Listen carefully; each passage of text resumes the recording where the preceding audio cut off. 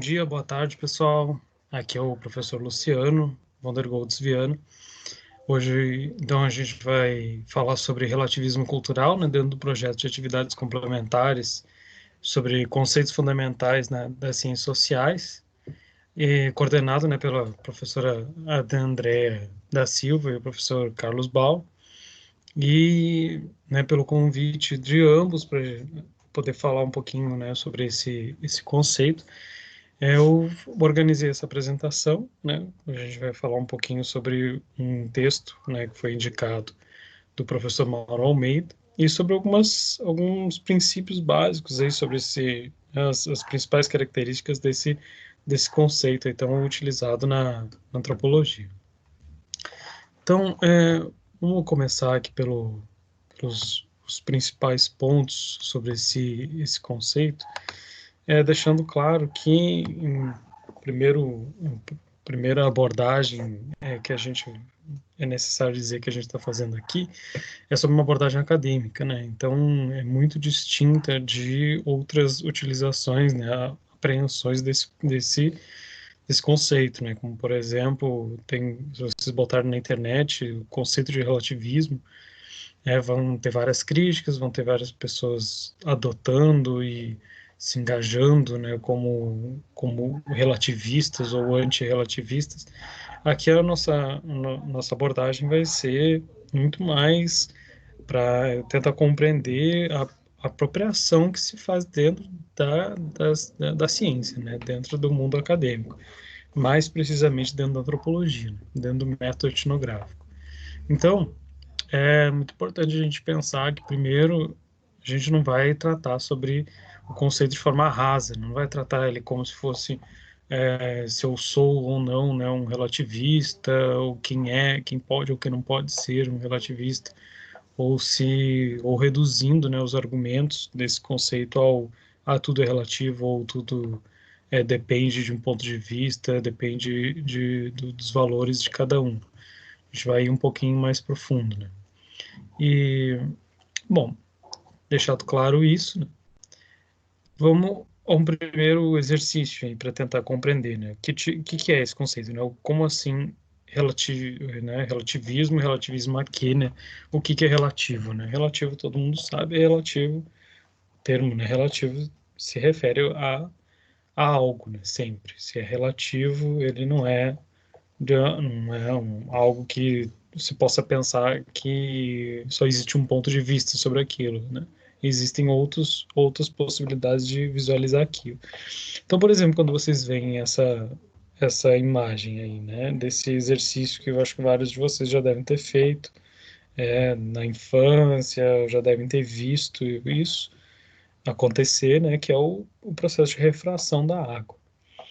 Quando vê um canudo, né, um lápis, qualquer objeto dentro da água, ele vai ter uma distorção, né? E é nessa distorção a boa parte das pessoas vão entender que o objeto que está ali dentro, ele não é exatamente igual ao objeto que está fora da água, né?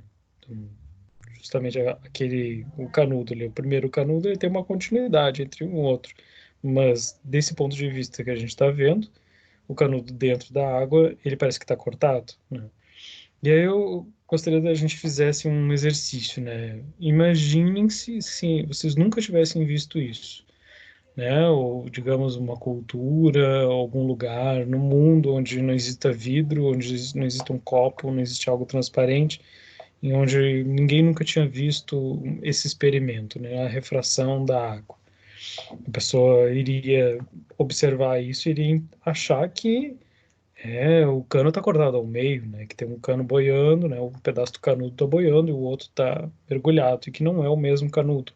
Ou que ou no copo da direita, um canudo está torto, né?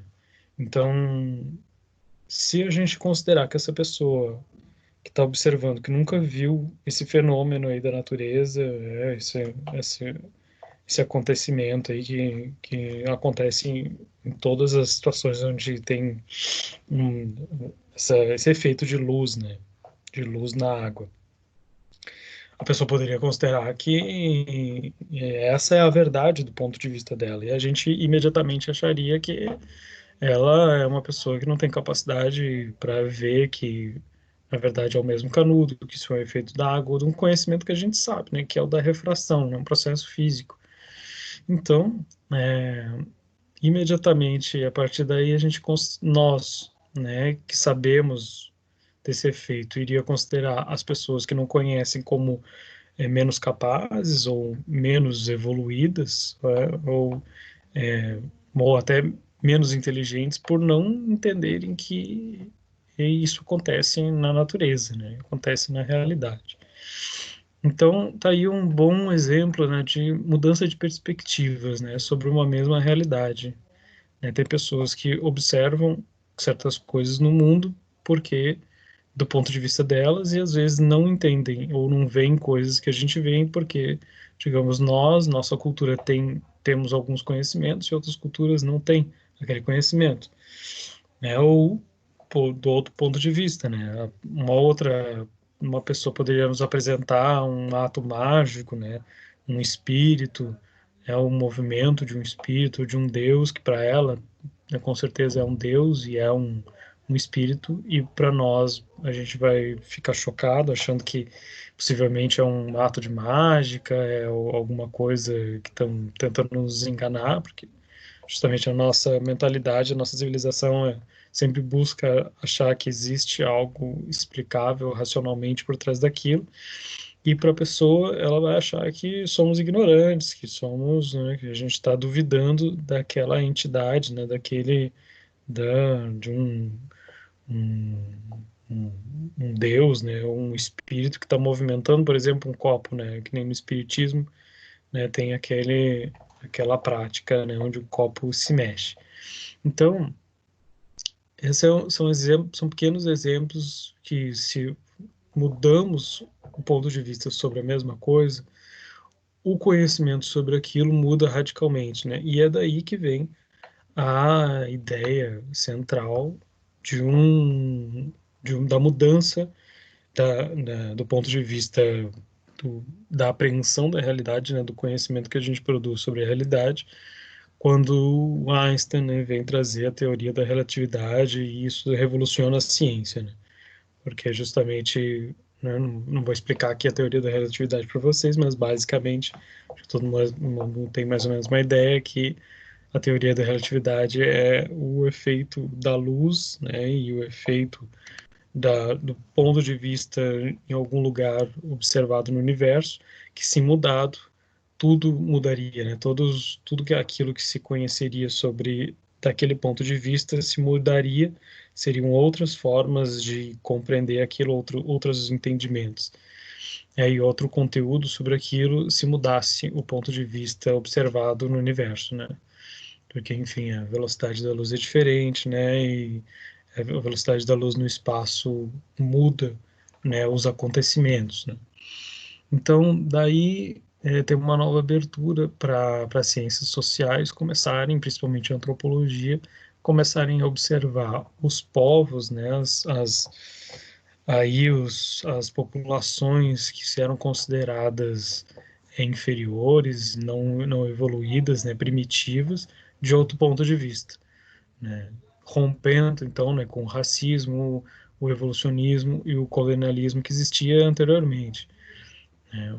O evolucionismo, lembrando para todos vocês, né, é aquela teoria baseada em Charles Darwin, onde as culturas estariam seguindo um processo aí linear, né, em direção a um progresso da humanidade, né, um caminho único de evolução, onde civilizações como as indígenas, as aborígenes seriam menos evoluídas e a civilização europeia seria muito mais evoluída, né? Então, e basicamente, né, todo esse processo histórico, né, de observação de quem são esses outros, né, que não são os brancos, né, europeus civilizados, era um processo de colonialismo, né, um processo racista, né, um processo preconceituoso. Antes de compreender, antes de conhecer essas outras populações, já se consideravam eles como menos capazes, menos evoluídos, né? E daí veio as discussões, principalmente com Franz Boas, né, Malinowski e tantos outros, de opor, né, então isso que essas outras civilizações faziam, né, em relação a elas mesmas, em relação a outras civilizações, né, porque não só os europeus eram etnocêntricos, mas depois se viu que várias outras culturas eram etnocêntricas, ou seja, entendendo sua cultura como a que detém a verdade, a que conhece o mundo de fato, né, que consegue produzir uma verdade sobre o mundo, e as outras não, as outras estão erradas e equivocadas, né? Então, se opôs, né, esse processo que é o etnocentrismo de um lado e o relativismo cultural, que é tentar observar as culturas de outro ponto de vista. Nessas primeiras discussões aí, a partir desses autores, né, principalmente aí, Franz Boas, Ivan Spritzer, Malinowski, né. Então, o que a gente tem, o primeiro passo para a gente pensar aí, o que é, né, e o contexto onde a gente pode pensar a emergência, né, desse conceito de relativismo, é primeiro separando o que seria a moralidade, né, e os valores, né, a construção do que faz sentido, né, do que é o correto, do que é errado para cada cultura, né, em cada contexto, de um lado, e de outro a opinião, né, a opinião sobre algo, né, a opinião se diante uma situação onde existe várias opiniões, onde existem vários valores sobre uma determinada situação, a pessoa pode se posicionar, né, a favor ou contra, dizendo o que é certo, o que é errado, a partir daquele contexto, né. Em outros lugares, não existe, né, em outras situações não existe a possibilidade de pensar, nem se passa pela cabeça do que seria certo ou errado, aquilo simplesmente existe, né. Então, a moralidade ela é construída em cima disso, né, de uma comunidade de pensamento que compartilha valores, né, e esses valores, eles que compõem isso que a gente vai chamar de cultura, né, de uma verdade, de uma cosmologia, do entendimento do que é e como funciona o mundo, né, como se organiza o mundo para cada cultura. Então, o primeiro passo para se entender a posição, né, ou o exercício do relativismo é de que não há uma verdade moral universal. O relativismo moral, né, estudado na filosofia, ele por aí, séculos, né, e por ainda hoje continua é, pensando, né, e refletindo sobre essas questões. Se o que de fato a gente pode dizer que é o certo, o que é o correto, o que é moralmente aceito, né, o que é aceitável diante de um conceito universal sobre o que é o ser humano, né, o que é a humanidade. Então, isso é distinto de a gente falar do relativismo cultural, né, que é esse exercício onde a premissa principal é não há uma verdade universal e há sim julgamentos morais, né. Então, o que as pessoas fazem em relação umas às outras são julgamentos morais, de acordo com o seu ponto de vista, né. Esse ponto de vista aqui pode ou não ser etnocêntrico, mas geralmente é, né? Eu julgo o outro, eu julgo o mundo, eu julgo outras culturas a partir do que eu acho correto ou do que eu acho errado, né? Então, para a antropologia, a gente precisa pensar que esse relativismo ele é um exercício, né? Ele é um exercício, ele é um posicionamento, ele não é uma ideologia, né? Então, não se trata de tentar ser um juiz, né, produzir um julgamento sobre quais esculturas estão corretas ou quais esculturas estão erradas, né? Mas sim, o relativismo ele é parte desse processo do método etnográfico. Então, o relativismo, né, ele vai buscar essa compreensão não solipsista, né, das diferenças, ou seja, não centrada apenas no entendimento de que eu sou o único capaz de conhecer o mundo tal como ele é. E a minha noção do que é o mundo, de como funciona o mundo, é sempre verdadeira e eu não consigo nem compreender como os outros pensam e nem expor de fato como os outros pensam, né? Então, o primeiro ponto para a gente estar pensando como é possível adotar esse ponto de vista relativista de entender o que é a diferença, né? Como a gente pode entender como se produz uma diferença entre as culturas e o que é alteridade nessa relação com o outro, da existência de um outro, a consciência de que existe um outro e ele tem outro ponto de vista. E da relação que a gente estabelece com eles, né? Um pressuposto para esse viver comum. Então, não é o ponto central aí para a gente entender como poder atuar, né? Como poder se portar de uma forma relativista é, em primeiro passo, tentar entender o outro, tentar entender o ponto de vista do outro, com uma base aí para se conseguir cogitar que é possível que a gente viva junto, né? Que a gente viva com as diferenças, né? Então, isso era central para a antropologia, já que no início os antropólogos e as antropólogas viam a fazer campo, né? Com os seus interlocutores, no máximo, né? Os seus informantes não sabiam a língua, não sabiam nada, mas boa parte não iam fazer trabalho de campo presencialmente. Pegavam textos, né, trabalhos de viajantes e faziam interpretações daquele conjunto de dados. Quando os antropólogos e os antropólogos começaram a ir a campo, começaram a ver que a partir do ponto de vista deles, né, como pesquisadores, eles poderiam compreender muito melhor aquela população, né, aquela cultura, era preciso que se fizesse esse exercício, né, de como eu posso viver junto com essas pessoas, né, por um determinado período de tempo aí, até que eu compreenda quem elas são e como eu posso conviver com uma, um, valores, né, com pessoas vivendo com valores e com práticas tão distintas das minhas, né, de maneira que eu sobreviva dentro daquele espaço. E lá, né, se as pessoas, né, esses pesquisadores faziam esse trabalho de campo na busca, então, desse estranhamento moral com o outro, né, estranhando aquilo que não era familiar a ele.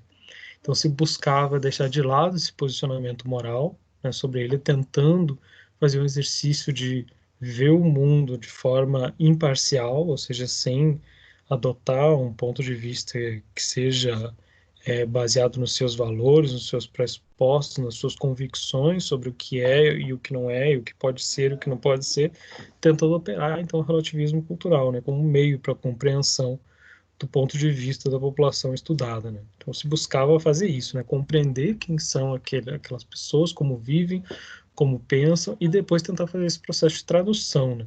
E de interpretação do que é essa cultura, né? Ou seja, não só a tradução da língua, né? Mas a tradução desses valores, né? O que é equivalente, né?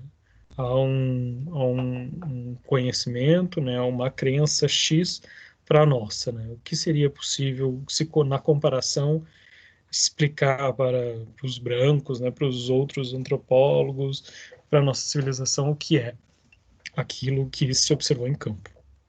Mas para isso precisava ter esse exercício, né, muito elementar, né, de empatia, se pôr na posição, se pôr na situação, no corpo do outro, se pôr no mesmo contexto do outro e entender que é possível, mais ou menos, né, um esforço, sentir e viver aquilo que o outro está sentindo, né? E por isso tem que fazer isso, né, o que o da Mata falou, né, já que é um texto clássico aí, que é estranhar o familiar, né, estranhar aquilo que nos é familiar e olhar aquilo de outro ponto de vista, como se fosse um estrangeiro, como se a gente pudesse deixar de quem nós somos e começar a viver a nossa vida sobre o ponto de vista de alguém que vem de fora, de um estrangeiro, de uma pessoa de outra cultura ou até de um alienígena, né, vindo no nosso mundo e estranhando as coisas que a gente faz e vendo como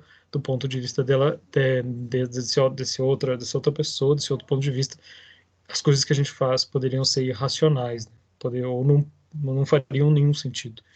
assim como fazer esse exercício de familiarização com o exótico, né, de tentar ir entender por que que cada prática, né, cada conhecimento, cada crença faz sentido e se familiarizar, né, aquela linguagem, né, aquela forma de viver. Então, eu indiquei aí o texto do Mauro Almeida, né, chamado Relativismo Antropológico e Objetividade Etnográfica, para a gente entender esse conceito, né, de relativismo. Nesse texto, eu gosto desse texto porque, além dele descrever o que é o relativismo, ele consegue problematizar ele, né, profundamente. E ele propõe, ele critica a norma, a apreensão do que é o relativismo e propõe uma crítica, né? Então, essa crítica específica que ele está fazendo é engajada com várias teorias, né, vários autores que ele tem interesse em debater.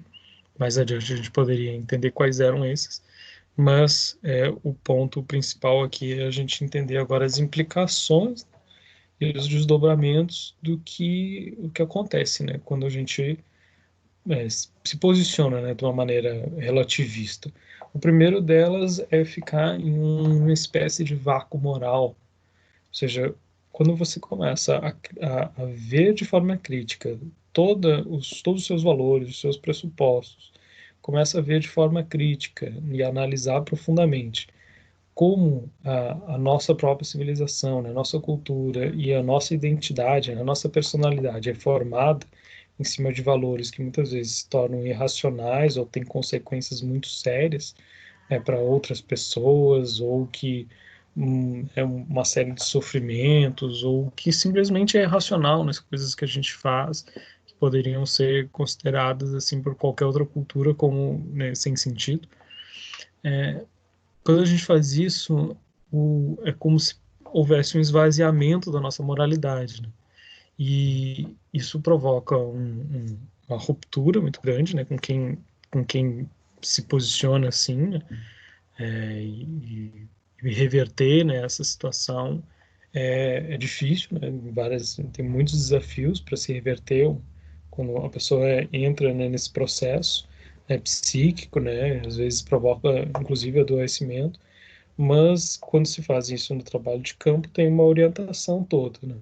E essa orientação é na direção de tentar voltar do trabalho de campo, fazer uma tradução e converter aquela tradução em conhecimento, né? E ele critica vários desdobramentos disso, né? Por exemplo, o objetivo dele, né, nesse texto, ele é combater o relativismo antropológico, que defende a incomensurabilidade de mundos, né? Defender a objetividade etnográfica como componente essencial da atividade antropológica. O relativismo ele iria provocar isso que seria a impossibilidade da gente comensurar, né, da gente comparar, de pôr como duas culturas pudessem ser equivalentes, né, pudessem ser comparáveis, por mais que o processo de produção, né, de viabilização desse relativismo é pela comparação cultural, mas no fundo o que se repercute seria um efeito disso, né? De todos fazem sentido, tudo faz sentido, né? E todos têm razão, né? E toda cultura chega à verdade. Então, ele está opondo aí, né? Então, o que que é a antropologia, por um lado, que pensa e que tenta chegar a universais, né? A conceitos universais sobre o que que é o humano, né? Como é o ser humano, qual é o que é o pensamento, né? Como a gente vai ver em Levi-Strauss, como opera a nossa mente.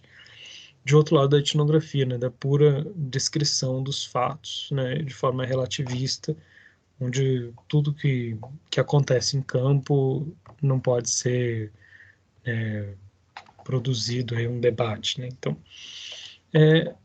esse ponto é muito importante, né, para a gente entender que existe essa diferença, né? Entre um lado, como a gente vai ver também, o Tim Ingold abre essa discussão. Então, citando, né, o Mauro Almeida, a etnografia, né, por meio do relativismo, ela faria esse ato de revelação do social, né, de não acreditar no que as pessoas dizem sobre si, né, e ver o que elas fazem em que condições e tratar o dito como falsa aparência. Esse seria o primeiro ponto, né, de clivagem aí, onde a posição do relativista é sempre acreditar no que todas as pessoas dizem, né? E quando se faz a tradução, depois se diz não. Dependendo daquela condição, algum dia aquela pessoa disse, na verdade, ela não estava querendo dizer aquilo e, no fundo, ela estava querendo dizer outra coisa, né? É como se a gente pudesse dizer o que, de fato, uma pessoa fez ou disse, né? No trabalho de campo, né? Então, esse relativismo absoluto, ele provoca o que, né? Uma crise de autoridade, né? Quem é que pode falar pelo outro, né? É o antropólogo que conseguiu fazer esse exercício, ou se propôs a fazer exercício, ou é o outro, né? O interlocutor, o nativo que está dizendo o que é verdade para ele, o que é o mundo do ponto de vista dele, né? Então, você tem uma crise aí. Então, Mauro Almeida ele defende que é possível uma certa objetividade na etnografia. É possível essa primeira aí, objetividade essa inicial, né, para se tentar compreender. Então, ele vai dizer, né, tudo é invenção, né, tudo é construção social, tudo é relativo. Pode, então, o mais forte ou mais eloquente, né, defender. Então, é isso que ele está querendo dizer, né? Então, se a gente for contribuir para esse posicionamento radical, que é esse relativismo absoluto, tudo seria, né, uma invenção ou construção social e a gente, inclusive, não conseguiria defender, né, em certos momentos, os nossos interlocutores, né? Já que aí é um dos preceitos éticos, né, do nosso código de ética, que é não só não prejudicar o nosso interlocutor, assim como defendê-lo, né? Defender o seu ponto de vista. Em diversas situações, como comunidades indígenas, quilombolas, essas pessoas são atacadas constantemente, né? E ele é um etnólogo, então ele está refletindo sobre isso nesse texto. Então, em vez disso, né, qual é a proposta dele? Ele acha que a gente deve insistir numa ideia de verdade, né? Não que existe uma ideia, uma verdade absoluta, mas uma possibilidade da verdade, né? Ou seja, a partir de um certo ponto de vista, existe uma verdade, né? De um ponto de vista, aquela verdade é possível. Então, ela é, como ele diz, ele propõe uma quase-verdade. Mas, para isso, é preciso ter um chão comum, né, com o interlocutor. O que é esse chão comum? Uma base para o entendimento, né, entre as pessoas, um mínimo de entendimento entre elas, né, é preciso existir. Então, esse chão comum remete à ideia de razão, de experiência, né, citando ele, bem como a capacidade de crítica. Então, os cânones de raciocínio e indução, mas também a capacidade de mudar e criar todo o cânone. Então, esse chão comum ele vai se estabelecer a partir do ponto de vista de que todos os seres humanos compartilham de uma mesma ideia do que é razão, do que é inteligência, do que é experiência, né? Mesmo que a gente tome isso como universal, ele ainda acha que é possível, né, mudar e recriar os cânones disso que é racionalidade, né? Enfim, isso é um debate longo. Então, o Almeida vai perguntar, né, como é possível julgar crimes se não há comensurabilidade, né? Se não existem equivalentes, né? Se não existe esse chão comum, quem poderia julgar, né? Como apenas interpretar se é preciso, às vezes, com urgência, transformar, né? Tá falando aí de mudança social, né? Transformação social de situações, né? Onde existe sofrimento, onde existe violência e que às vezes é preciso interpretar o que está acontecendo de forma parcial, né, com posicionamento. Então ele fala, né, é melhor pensar que há quase verdades comensuráveis pragmaticamente, né? É, ele diz também, pode e deve, já que, né, se fazer isso, pode e deve, já que para nós o problema etnográfico não é traduzir os mundos múltiplos, mas também de comensurá-los, né, de transformá-los. Não devemos aceitar que o papel de tradutor, né, de criptografador, porque de criptógrafos, né, de tradutores, porque a gente é coautor, né, e corresponsável dessa produção, né, dessa produção de conhecimento. Então tá aí muito importante, é um posicionamento muito parecido dele com vários outros antropólogos e antropólogas, onde se entende que o conhecimento produzido sobre aquela cultura não é só produzido do nosso ponto de vista, mas sim produzido com diálogo entre nós, né? Entre eu, antropólogo, com outros interlocutores, né? A gente constrói junto, no diálogo, no processo intersubjetivo, né? Então, na vivência, né, eu vivendo as coisas com os nativos, né, meus interlocutores, eles vivendo comigo, e a gente construindo a partir de vários pontos de vistas, né, e essa complexidade toda é jogada, né, a partir dos argumentos dele e de outros tantos antropólogos, jogado na etnografia com toda essa densidade, né, lembrando lá, inclusive, o texto do Geertz, né, de densidade da descrição densa. Né? Então,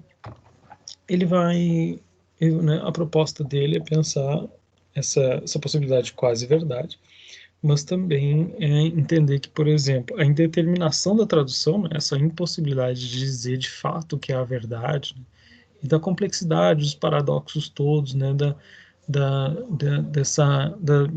talvez, né, às vezes, né, já que é tão complexo, é tão múltiplo, né, são tantas visões, quando a gente vai numa outra cultura e entende ela a partir de vários pontos de vista, de que o que é produzido ali na etnografia não é exatamente algo coerente, né? Não é algo que a gente vai dizer, não, está aqui, né? A cultura X pensa de uma maneira Y, Z, né?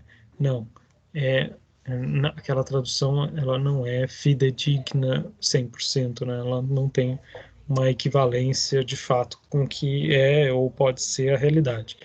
Mas essa indeterminação, para ele, não exclui a possibilidade de diferentes traduções, né, que sejam corretas, entre aspas, no sentido de que suas consequências pragmáticas serão as mesmas. Então ele diz, já o princípio da caridade corresponde a um esforço por assimilar o interlocutor aos nossos cânones de racionalidade, né? Tipo, quando a gente diz, eles no fundo concordam conosco, né? Então, não é uma tentativa de fusão com o outro, né? Nem do antropólogo, né? Do pesquisador, da pesquisadora ir lá se tornar o outro, né? Se converter ao outro. Então, seria muito fácil, né? Como ele argumenta. Pode simplesmente passar de uma cultura a outra sem nenhuma implicação. Não, não é essa a proposta. Né? Como ele diz, nessa posição, no fundo, é uma forma de imperialismo, de cânones especiais da razão e de cosmologias especiais, né? Então, ou seja, no fundo, a gente vai lá, vive, né, com essas outras pessoas, se põe no lugar deles, tem empatia com eles, né? Tenta compreender qual o ponto de vista deles do mundo, mas no final, quando voltamos a campo, escrevemos nossas etnografias, a gente produz um conhecimento parcial, né? Um conhecimento de um ponto de vista só, né? E essa seria uma forma de imperialismo, né? E uma forma de colonialismo também, que é produzida a partir da nossa racionalidade, né? Então, é importante, né? Isso, como ele diz, né? Afirmamos que há uma pluralidade, né? Essa pluralidade ela tem que vir. Ele está citando a Povinelli. Em movimento, né? De mundos diferentes e possivelmente com mensagens diferentes e contraditórias, né? Então, né, depois da gente compreender que existe essa possibilidade, né, de que ao mesmo tempo a gente exercitar o relativismo como caminho para compreender o outro, mas que esse caminho ele não é único, né, ele não é unidirecional, existem voltas, ou seja, o outro também, né, lembrando aí da obra do Roy Wagner, ele também produz uma antropologia, né, uma ciência reversa, ou seja, ele também nos estuda e possivelmente também relativiza, né, muitas vezes em vários tipos de campo relativiza o nosso ponto de vista em relação a eles. Essa complexidade, nessa série de incoerências, né, essa série de contradições que acontecem em campo, promovem isso é chamado de pluralidade, né, de multiculturalismo, né, a pluralidade de pontos de vista e de ideias sobre aquilo que está acontecendo. Então, é importante a gente lembrar que o relativismo, no caso da antropologia, ele é um exercício, né?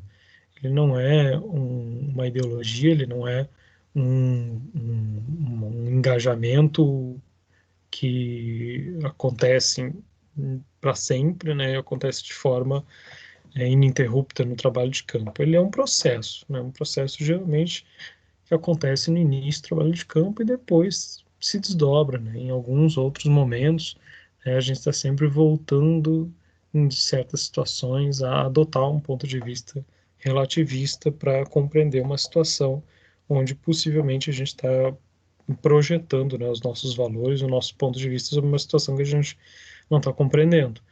Então, acho que espero que tenha ficado bem claro aí, né, essas diferenças, né, entre os vários conceitos, né, as várias possibilidades de entender o que é esse conceito de relativismo e de distinguir muito, né, hoje tem tendo várias críticas em relação a essa posição relativista, né, onde tudo seria permitido, né, como se fosse um mundo sem regra, e não é isso, né, uma base principal onde ela surgiu, né, onde o relativismo cultural surgiu, foi para repensar esse ponto de vista único, né, e um exercício em relação às outras culturas para compreender elas, né?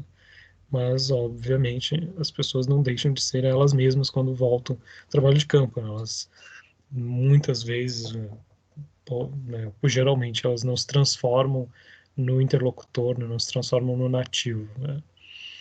Então, acho que era isso, né? Eu vou ficando por aqui, dando tempo, e agradeço a atenção de todos vocês.